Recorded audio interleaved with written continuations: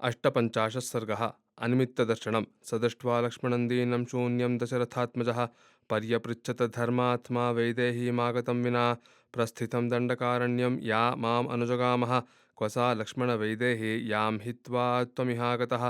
राज्यभ्रष्टस्य दीनस्य दण्डकान् परिधावतः क्व सा दुःखसहाया मे वैदेही तनुमध्यमा यां विना नोत्सहे वीर मुहूर्तमपि जीवितुं क्व सा प्राणसहाया मे सीतासुरसुतोपमा पतित्वममराणां वा पृथिव्याश्चापि लक्ष्मणा तां विना तपनीयाभां नेच्छेयं जनकात्मजां क्वचिज्जगति वैदेही प्राणैः प्रियतरा मम कच्चित् प्रव्राजनं सौम्य न मे मिथ्या भविष्यति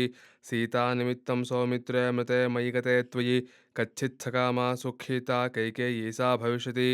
सपुत्रराज्यां सिद्धार्थामृतपुत्रा तपस्विनी उपस्थास्यति कौसल्या कच्चित् सौम्यन कैकेयीं यदि जीवति वैदेही गमिष्यास्याश्रमं पुनः सुवृत्ता यदि वृत्ता सा प्राणांस्त्यक्ष्यामि लक्ष्मण यदि मामाश्रमगतं वैदेही नाभिभाषते पुनः प्रहसिता सीता विनशिष्यामि लक्ष्मण ब्रूहि लक्ष्मण वैदेही यदि जीवति वा न वा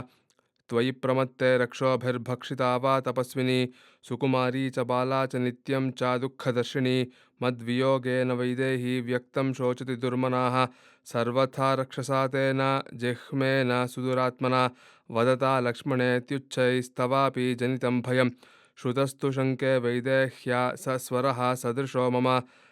त्रस्तया प्रेषितस्त्वञ्च द्रष्टुं मां शीघ्रमागतः सर्वथा तु कृतं कष्टं सीतामुत्सृजतावने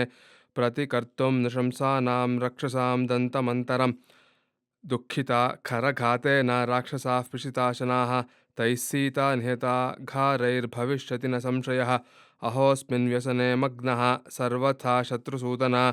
किन्विदानीं करिष्यामि शङ्के प्राप्तव्यमीदृशम् इति सीतां वरारोहां चिन्तयन्नेव राघवः आजगामजनस्थानं त्वरया सह लक्ष्मणः विगर्हमाणोऽनुजगामर्तरूपं क्षुधा श्रमाच्छैव पिपासया च विनिश्वसन् शुष्कमुखो विवर्णः प्रतिश्रयं प्राप्य समीक्ष्य शून्यं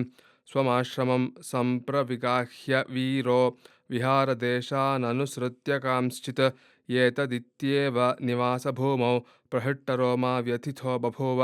इत्यार्षे श्रीमद् रामायणे वाल्मीकिये आदिकाव्ये चतुर्विंशतिसहस्रिकायां संहितायाम् अरण्यकाण्डे अनिमित्तदर्शनं नाम अष्टपञ्चाशत् सर्गः। जानकीकान्तस्मरणं जय जय राम राम।